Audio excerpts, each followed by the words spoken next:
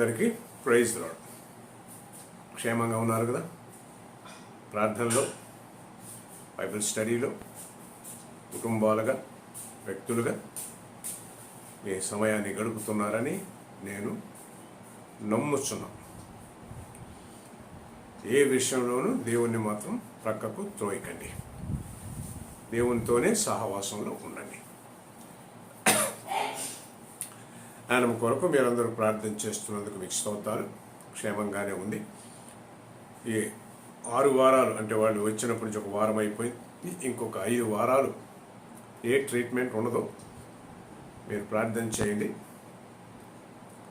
తర్వాత వాళ్ళు టెస్టులు చేసి ఏం చేయాలో చెప్తారు. కాబట్టి అంతవరకు మన ప్రార్థనలో దేవుణ్ణి అడుగుతూ ఉందాం. దేవుడు మహిమ కార్యం జరిగించేలాగా.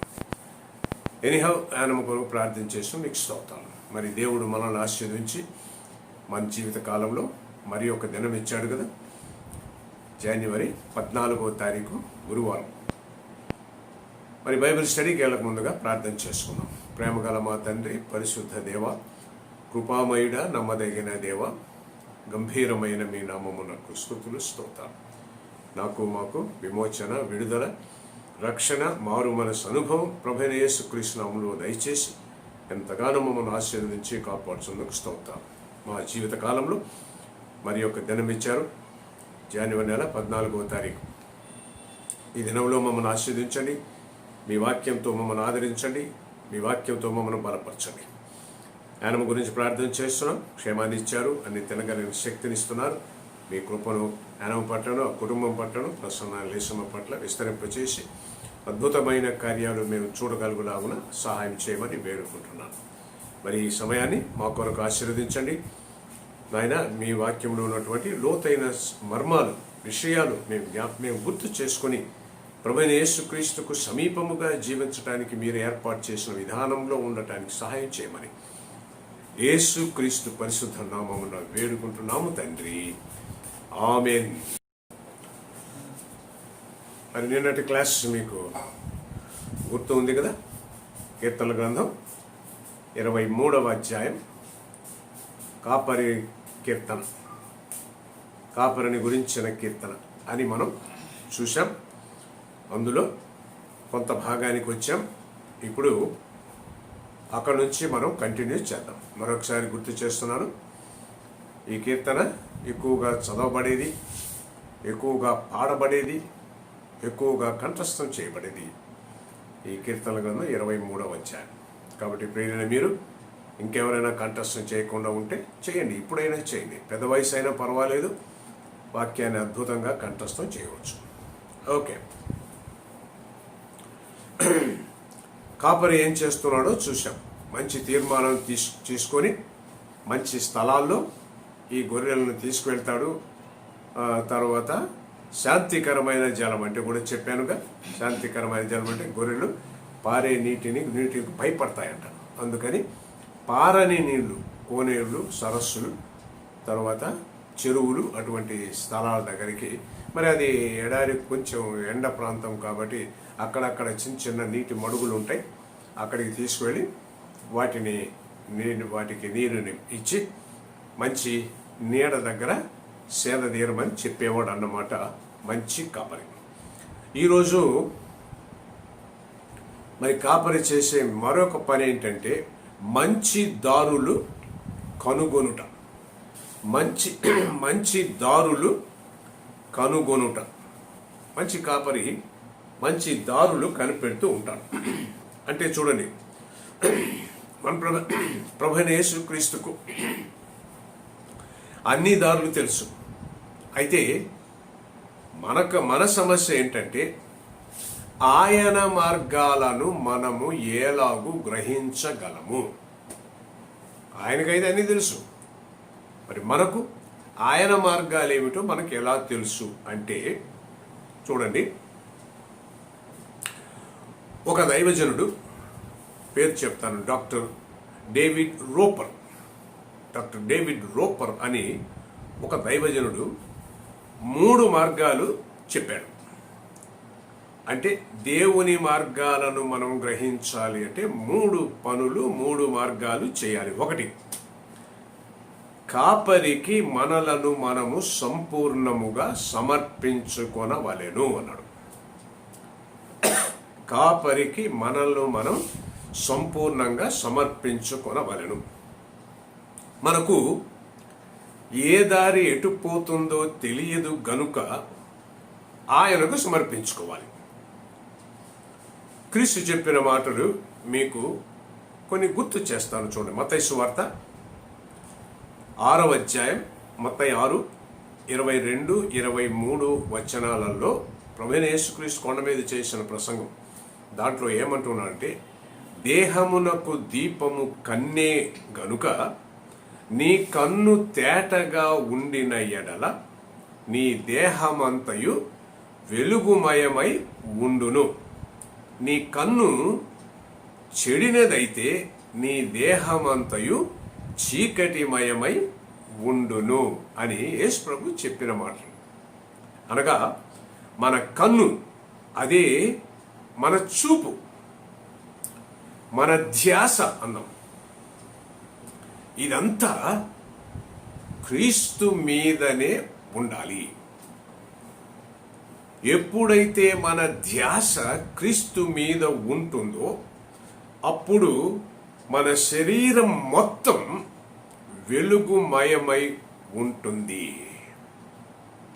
అంటే మనం వెలుగుతామని కాదు, మనం ఎప్పుడు క్రీస్తు ప్రభావాన్ని కలిగి ఉంటామన్నమాట. మనలో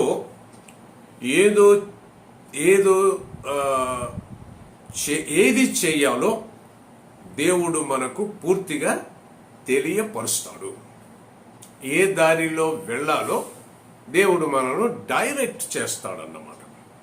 అయితే మనము ఒక కంటిని లోకం వైపు, మరొక కంటిని క్రీస్తు వైపు ఉంచితే మన కంటిలో చీకటే ఉంటుంది. అందువల్ల ఎటు వెళుతున్నామో తెలుసుకోలేక చీకటిలోనే ఉండిపోతాం. అంటే మీకు అర్థమైందా? లోకం, లోక అలవాట్లు, లోక ఆచారాలు, లోక పద్ధతులు, లోక విధానాలు ఇవన్నీ చేస్తూనే ఉంటారు. ప్రార్థనలు చేస్తాం. ఒక కన్నేమో గుడ్డి అయిపోయింది, ఒక కన్నేమో ప్రభుకి ఇచ్చాం. అప్పుడు మన శరీరంలో వెలుగు బదులు చీకటి ఉంటుంది అని స్పష్టంగా చెప్పాడు డాక్టర్ డేవిడ్ రోపర్. చెప్పిన మొదటిది, గొర్రెల కాపరికి మన సంపూర్ణమైన సమర్పణ అవసరము. అందుకు గాను మరి పౌలు ఏమన్నాడో చూడండి ప్రియమైన వాళ్ళారా. ఈ విషయాన్ని గుర్తు చేసుకుంటూ పౌలు ఏమన్నాడంటే, రోమీయులకు రాసిన పత్రిక 12వ అధ్యాయం మొదటి 2 వచనాలు చదువుతున్నాను. రోమా 12 మొదటి 2. కాబట్టి సహోదరులారా, పరిశుద్ధమును దేవునికి అనుకూలమునైన సజీవ యాగముగా మీ శరీరములను ఆయనకు సమర్పించుకొనుడని దేవుని వాత్సల్యమును బట్టి మిమ్మును బతిమాలుకొనుచున్నాను. ఇట్టి సేవ మీకు యుక్తమైనది. మీరు ఈ లోక మర్యాదను అనుసరింపక ఉత్తమమును అనుకూలమును సంపూర్ణమునై ఉన్న దేవుని చిత్తమేదో పరీక్షించుకొని తెలుసుకున్నట్లు మీ మనస్సు మారి నూతనమగుట వలన రూపాంతరము పొందుడి.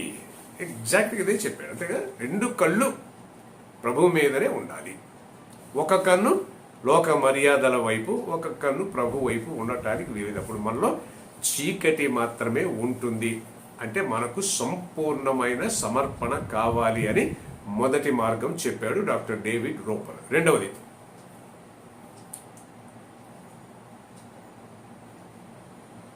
మంచి దారిలో ఉండాలి. మంచి దారిలో మనం ఉండాలి. రెండవది ఏమిటంటే, ఆయన మార్గాలలో మనము ఉండాలి. గమనించండి, దాదాపు 195 మంది దేవుని విధానం జీవవాక్యములో చెప్పబడి ఉన్నదని గ్రహిస్తారు. అంటే మనం ఎలా జీవించాలో 95%, 100కు 95 విధానాలు దేవుడు వాక్యంలో నేర్పించి ఉన్నాడు. అనగా ఆ సత్యాన్ని మనము వెంబడించాలి. ఆ సత్యానికి మనం విధేయత చూపాలి. ఓకే, మీకు అర్థమవుతుంది కదా? అయితే చూడండి, తల్లిదండ్రులకు అవిధేయులుగా ఉంటే దేవుడు మనకు తన జ్ఞానాన్ని ఇవ్వడు. తల్లిదండ్రులు పిల్లలను దేవుని భయములో పెంచకపోతే దేవుడు ఆ కుటుంబానికి దారి చూపడు. ఆ జాగ్రత్తగా వినండి ప్రియమైన వాళ్ళారా. తల్లిదండ్రుల బాధ్యత ఉంది, పిల్లల బాధ్యత కూడా ఉంది. భార్యాభర్తల మధ్య అన్యోన్యమైన ప్రేమ స్వభావము గనక లేకపోతే దేవుడు తన చిత్తాన్ని తెలియచేయడు. అంటే మీకు అర్థమైందా?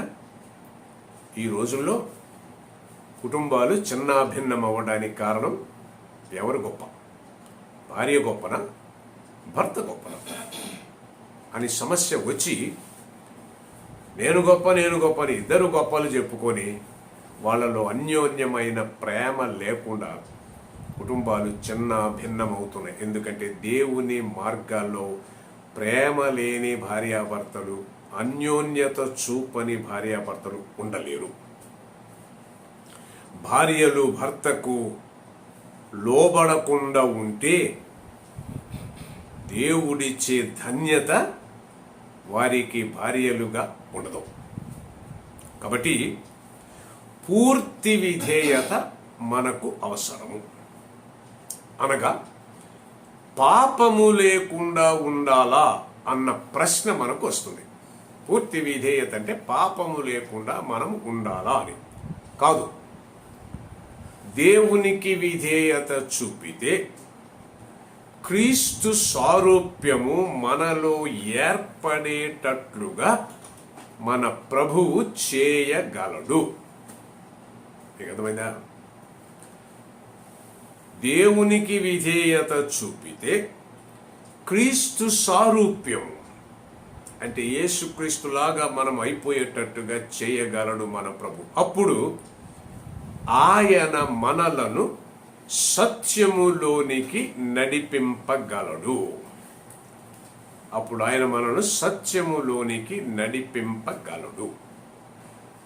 ఓకే, చూశారా ప్రియమైన వాళ్ళను? ఆయన మార్గాలలో మనం ఖచ్చితంగా ఉండాలి. ఇది రెండవ మార్గము. దేవుని నెక్స్ట్ పాయింట్ ఏమిటంటే దేవుని సమాధానము, ద పీస్ ఆఫ్ గాడ్. ఎక్కడైతే దేవుని వాక్యము తగిన దారులు మనకు చూపలేకపోతుందో అక్కడ దేవుని సమాధానము ఇవ్వబడుతుంది. దేవుని వాక్యం తప్పు చెప్పే పని ఉండదు. అది మనల్ని మంచి దారిలోకే తీసుకువెళుతుంది. ఆ విధంగా వెళుతుంటే మనకు దేవుని సమాధానము ఇవ్వబడుతుంది. అది ఎలాగ ఇవ్వబడుతుంది? ప్రార్థన ద్వారా, దేవుని మహిమ కొరకు ఎదురు చూచుట ద్వారా.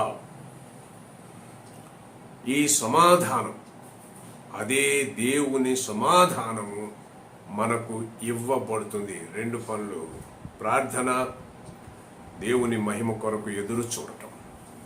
ప్రియమైన వాళ్ళ, ఇటువంటి సమాధానము మనలను కాపాడుతూ ఉంటుంది.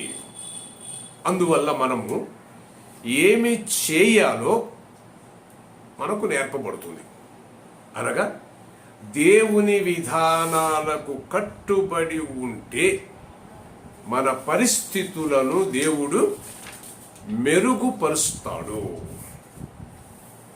అయితే కొన్ని సందర్భాల్లో మనం అనుకున్నట్లుగా జరగకపోవచ్చు. కానీ ఒక విషయం జాగ్రత్త గమనించండి, దేవుడు మనలను వదిలిపెట్టడు. తన యందు విశ్వాసం ఉంచిన వారిని దేవుడు ఏనాడు వదిలిపెట్టడు. యాకోబు పత్రికలో 1వ అధ్యాయంలో అన్నాడు, తెలుసు కదా, 1వ అధ్యాయం 5వ వచనం, మీలో ఎవనికైనను జ్ఞానము కొదువగా ఉన్న ఎడల అతడు దేవునిని అడగవలెను, అప్పుడు అది అతనికి అనుగ్రహింపబడును. అనగా దేవుడు తన చిత్తాన్ని మనం సంపూర్తిగా గ్రహించాలని కోరుకుంటున్నాడు. తన చిత్తాన్ని మనం సంపూర్ణంగా గ్రహించాలని కోరుకుంటున్నాడు. అందుకే దావీదు అన్నాడు కదా, నీతి మార్గములలో నన్ను నడిపించును అంటున్నాడు. నీతి మార్గములలో నన్ను నడిపించును, అది ఆయన వాగ్దానం అండి. ప్రియమైన వాళ్ళారా, అది తన నామాన్ని బట్టి ఈ వాగ్దానాన్ని మన పట్ల నెరవేరుస్తాడు. ఎందుకంటే అది ఆయన స్వభావము, దట్ ఈస్ హిస్ నేచర్. కాబట్టి ఆయన కాపరితనము క్రింద మనము జీవించగలిగితే అన్ని విషయాలు దేవుడే చూసుకుంటాడు. విశ్వాసుల జీవితాల్లో అన్ని విషయాలు దేవుడే చూసుకుంటాడు. ఓకే, మూడవ విషయం, డాక్టర్ డేవిడ్ రోపర్ చెప్పిన మూడవ విషయం ఏమిటంటే కాపుదలనిస్తాడు. కాపుదలనిస్తాడు. దావీదు చెప్పిన మూడవ విషయం ఏమిటంటే 4వ వచనం ఒకసారి చూడండి. కీర్తనల గ్రంథం 23వ అధ్యాయం 4వ వచనం చదువుతున్నాను. గాఢాంధకారపు లోయలో నేను సంచరించినను నీ ఏ అపాయమునకు భయపడవు, నీవు నాకు తోడై ఉందువు, నీ దుడ్డు కర్రయు నీ దండము నన్ను నడిపించును. ప్రియమైన వాళ్ళారా, కొంచెం జాగ్రత్త గమనించండి. ఇది ఒక అద్భుతమైన సన్నివేశం. ఈ కాపరి, గొర్రెల కాపరి సాయంకాలం అయిన తర్వాత తన మందను ఇంటికి నడిపిస్తూ ఉన్నాడు. ఓకే, అరణ్యంలో వెళ్ళాడు కాబట్టి అక్కడ నడుస్తూ ఉన్నప్పుడు చిన్న చిన్న ఇరుకైనటువంటి మార్గాలు ఉంటాయి. పెద్ద పెద్ద రోడ్లు ఉండవు, చిన్న చిన్న ఇరుకైన మార్గాలు ఉంటాయి. దీన్నే గాఢాంధకారపు లోయ అంటున్నాడు దావీదు. ఎందుకంటే హెబ్రీ భాషలో గొర్రెలు చాలా పిరికి జంతువులు. అయితే వాటి కాపరి ఒక అద్భుతమైన వాడుగా ఉన్నాడు. అందువల్ల ఈ గొర్రెలకు ఏమి బాధ, భయము ఉండదు. వాటికి ఏ అపాయము రాదు. దేన్ని బట్టి? కాపరిని బట్టి. చూశారా? ఆయన కాపుదలనిస్తాడు. కాబట్టి ఆయన కాపుదలనిస్తున్నాడు కాబట్టి భయపడనవసరము లేదు. నెక్స్ట్ పాయింట్ ఏమిటంటే భయపడనవసరము లేదు. హెబ్రీయులకు రాసిన పత్రిక 13వ అధ్యాయం 5వ వచనం మీకు గుర్తుంది కదా. హెబ్రీ 13:5, నిన్ను ఏమాత్రము విడువను, నిన్ను ఎన్నడును ఎడబాయను. అద్భుతమైన వాగ్దానం దేవుడు ఇచ్చాడుగా. అందువల్లనే మనము ఎంతో ధైర్యంగా చెప్పవచ్చు. ఏమని? నా దేవుడు నాకు సహాయకుడు, నేనెవరికి భయపడను.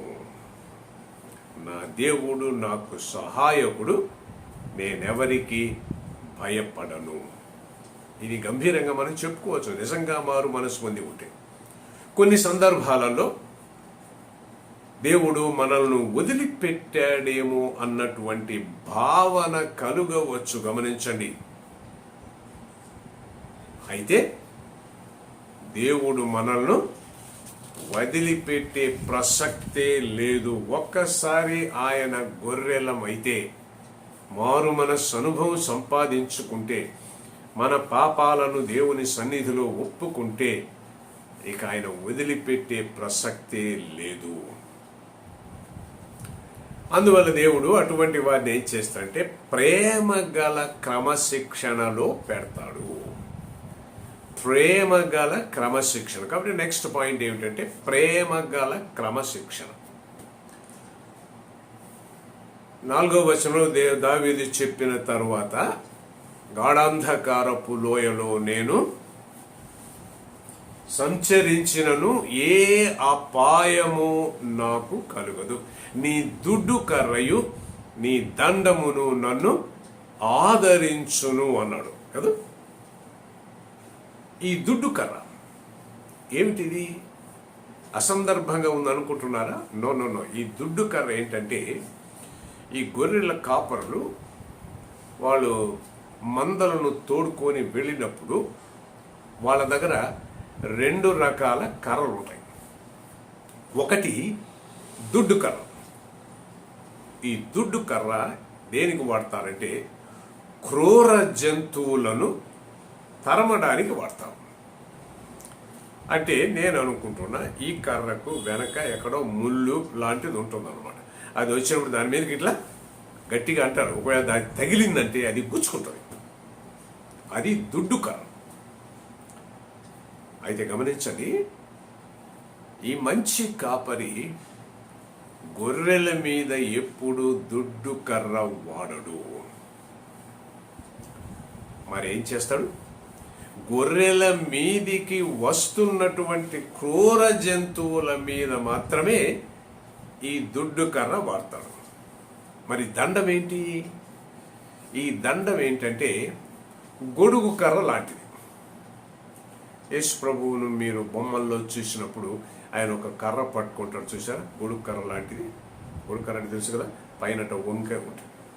అది ఎందుకు వాడుతున్నాడు? కాపరికి ఈ కర్ర, ఈ దండం ఎందుకు వాడుతున్నాడంటే గొర్రెలను మందలించడానికి ఈ దండము ఉపయోగపడుతుంది. అంటే పైన ఈ కొక్కెం చెప్పాను కదా, ఇట్లా కొంచెం యూ షేప్ ఉండి కొంచెం పొడవుగా ఉంటాయి. ఎందుకు ఉందంటే దారి తప్పినటువంటి గొర్రెలను ఈ మంచి కాపరి దారిలోకి రమ్మని దానికి ఆ కర్రను వేసి, దండాన్ని వేసి దానికి లాగుతాడు. అంటే ఆ దారి కాదు, ఈ దారిలోకి రండి అని వాటిని దారి మళ్లించడానికి వాడేటటువంటిది ఈ దండము. ప్రియమైన వాళ్ళరా, ఇంత జాగ్రత్త తీసుకునే కాపరిని ఆలోచన చేసినప్పుడు మనకేమనిపిస్తుందంటే మన దేవుని యొక్క ప్రవర్తన, మనం ఆరాధించే దేవుని యొక్క ప్రవర్తన, మనము దారి తప్పినప్పుడు మందలిస్తాడు. ఈ డిసిప్లిన్స్ అస్, మందలిస్తాడు. అదిగో ఆ నా గొర్రె తప్పిపోతుందని జాగ్రత్త చేస్తాడు. అనగా ఆయన మందలిస్తాడు, సరి చేయటానికి ప్రోత్సహిస్తాడు, నీతి మార్గాన్ని బోధిస్తాడు. ఇవన్నీ నెమ్మదిగానే చేస్తాడు కానీ కోపంగా చేయడు. అందుకనే ప్రేమ గల క్రమశిక్షణ దేవుడు చేస్తున్నాడు. దుడ్డు కర్ర, దండం మన శత్రువుల మీద వాడబడతాయి. దుడ్డుకర్ర సాతానును వెళ్ళగొట్టుటకు దేవుడు వాడుతూ ఉన్నాడు. కారణం ఏంటి తెలుసా? యోహాను సువార్త 8వ అధ్యాయం 44వ వచనం. యోహాను 8:44. సాతాను అబద్ధికుడును నరహంతకుడును అయి ఉన్నాడు. వాడు మనలను మృంగుటకు ప్రయత్నము చేస్తున్నాడు. కాబట్టి దేవుడు వాడిపై దండాన్ని వాడతాడు. సాతాను అబద్ధికుడును నరహంతకుడై ఉన్నాడు. వాడు మన జోలికి రాకుండా దేవుడు దండాన్ని వాడుతున్నాడు. ప్రియమైన వాళ్ళ, వాడు మనల్ని మృంగడానికి ప్రయత్నం చేస్తూ ఉంటాడు. కాబట్టి సైతాను మీద దుడ్డుకర్ర, దండము కాదు, దుడ్డుకర్ర వాడుతున్నాడు. దండము గొర్రెలను భద్రము చేయుటకే. అంటే మీకు అర్థమైందిగా, దేవుడు క్రమశిక్షణ నెమ్మదిగా ప్రేమతో చేస్తాడు. నెక్స్ట్ పాయింట్ ఏమిటంటే, ఒక గొప్ప ఆతిథ్యం ఇచ్చువాడు ఈ కాపరి. ఒక గొప్ప ఆతిథ్యం ఇచ్చువాడు. 5, 6 వచనాలు చూడండి. కీర్తన గ్రంథం 23వ అధ్యాయం 5, 6. నా శత్రువుల ఎదుట నీవు నాకు భోజనము సిద్ధపరచుదువు, నూనెతో నా తల అంటియున్నావు, నా గిన్నె నిండి పొర్లుచున్నది, నేను బ్రతుకు దినములన్నీయు కృపాక్షేమములే నా వెంట వచ్చును, చిరకాలము యెహోవా మందిరములో నేను నివాసము చేసేదను. చూడండి, కాపరి మనకు ఆతిథ్యమిచ్చువాడుగా కనబడుతున్నాడు. యెహోవా శత్రువుల ఎదుట కూడా గొప్ప విందు సిద్ధపరచగలడు. మన శత్రువులందరూ, లేకపోతే ఈ శత్రువులందరూ దావీదు శత్రువులు. అలాగే మన దేవుడు మనకు ఆహారం ఇస్తూ, నడిపిస్తూ, కాపాడుతూ ఒక గొప్ప ఆతిథ్యమిచ్చువాడుగా కనబడుతున్నాడు. అసలు గమ్మత్ ఏంటంటే, దావీదు అరణ్యములోనికి తరుమబడినప్పుడు 2వ సమూయేలు గ్రంథం 17వ అధ్యాయములో చెప్పబడినట్లు, దావీదు తన సైన్యము అలసి సొలసి ఉన్నప్పుడు 3 మనుష్యులు, వారు ఇశ్రాయేలీయులు కూడా కాదు, 3 మనుష్యులు అక్కడికి వచ్చి వారికి మంచి భోజనం ఏర్పాటు చేశారని 2వ సమూయేలు గ్రంథం 17వ అధ్యాయం 21వ వచనంలో చెప్పాడు. ఆ 3 పేర్లు కూడా మీకు చెప్తాను చూడండి. షోబి, బర్జిల్లయి, మాకీరు. బర్జిల్లయి, మాకీరు, ఈ 3 అమ్మోనీయులు. 2వ సమూయేలు గ్రంథం 17వ అధ్యాయం 27 నుండి 29 వరకు చదువుకోండి.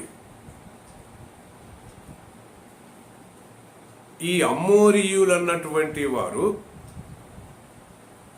దావీదు దగ్గరకు, వీళ్ళు ఎనిమీస్, దావీదుకు వీళ్ళు శత్రువులు. వీళ్ళు ఏం చేశారంటే, దావీదుకు ఆహారాన్ని, నీటిని కూడా తెచ్చిస్తాం. అక్కడ దావీదు దేవుణ్ణి ఒక గొప్ప అతిథిగా చూశాడు. తన శత్రువుల మధ్య భోజనము ఏర్పాటు చేశాడు. అందుకే పౌలు కూడా ఇటువంటి అనుభవంతో ఏమి రాస్తున్నాడంటే, ఫిలిప్పీలకు రాసిన పత్రిక 4వ అధ్యాయం 19వ వచనం. ఫిలిప్పి 4:19లో, కావున దేవుడు తన ఐశ్వర్యము చొప్పున క్రీస్తు యేసునందు మహిమలో మీ ప్రతి అవసరమును తీర్చును. కావున దేవుడు తన ఐశ్వర్యము చొప్పున క్రీస్తు యేసునందు మహిమలో మీ ప్రతి అవసరమును తీర్చును. చాలా గంభీరంగా ఉందిగా. చూడండి ప్రియమైన వారలారా, కీర్తన గ్రంథం 23వ అధ్యాయం 6వ వచనంలో దావీదు అంటున్నాడు, చిరకాలము కృపాక్షేమములే, చిరకాలము కృపాక్షేమములే. ప్రియమైన వారలారా, మరి మనతో కూడా, మనకు కూడా, లేకపోతే మనలో కూడా ఇటువంటి అనుభవం కలగాలి. ఆయన్ను సత్యముతోనూ ఆత్మతోనూ ఆరాధించాలి అని యోహాను సువార్త 4వ అధ్యాయం 23వ వచనంలో చెప్పాడు. ఆత్మ అక్కడే కదా దేవుడు ఉండేది. మనలో ఉన్న ఆత్మలోనే దేవుడు ఉంటాడు. అందుకనే మనం చనిపోతే ఈ ఆత్మ దేవుని దగ్గరికి వెళ్ళిపోతుంది. దేవుడు మన ఆత్మలో లేకపోతే నరకానికి వెళ్ళిపోతాం. అంతేగా, ఆత్మలో దేవుడు ఉంటాడు. మంచి కాపరి సమస్తము దయచేసి నడిపిస్తూ కాపాడుతూ ఉంటాడు. మరి ఆయనకు మనమేమి చేయిస్తున్నాం? ఆయన ఆరాధిద్దామా? ఆత్మతో ఆరాధిద్దామా? ఆయన చేసిన లేకపోతే చేయుచున్న అనేకమైన మేళ్లను జ్ఞాపకం చేసుకుందాం. ఆయన ఆరాధనకు పాత్రుడు. ఆయన్ను గాక మరెవరికి ఆధిక్యత ఉండకూడదు, మనమిచ్చే ఆధిక్యత వెళ్ళకూడదు. ఇటువంటి దేవుడు మనకు కాపరిగా ఉంటే ఎంత అద్భుతంగా ఉంటుందో ఆలోచించేయండి ప్రియమైన వాళ్ళారా. ఒక చిన్న స్టోరీ ఇంతకుముందు మీకు చెప్పి ఉన్నాను, దాన్ని ఇప్పుడు మీకు చెప్తాను. ఒక పెద్ద మీటింగ్ జరుగుతుంది ఇంగ్లాండ్ దేశం, లండన్ పట్టణం. విశ్వాసులు అనేకులు అక్కడ చేరి ప్రార్థనలు చేసి పాడుకుంటున్నారు. ఆ మీటింగ్కు ఒక గొప్ప సింగర్, ఇంగ్లీష్లో గంభీరంగా పాడే ఒక పాటగాడిని మీటింగ్కు పిలిచారు.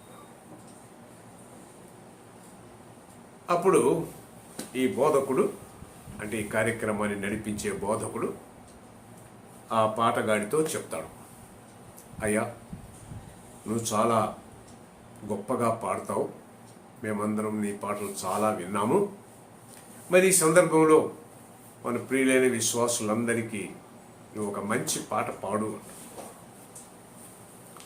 అప్పుడు ఆ సహోదరుడు అంటాడు, నేను పాడతాను, తర్వాత పాస్టర్ గారు మీరు కూడా పాడాలి అన్న. ఓకే, పాడతాను. పాస్టర్ గారు గొప్ప సింగర్ ఏం కాదు, కానీ పాడతానన్నాడు.